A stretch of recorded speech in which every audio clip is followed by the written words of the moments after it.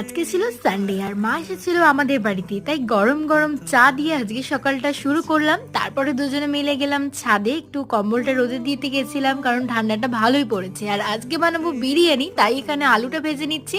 আর ওদিকে আবার বাসমতি চাল ভেজানো আছে, রাইসটাও এখন আমি বানিয়ে নিচ্ছি।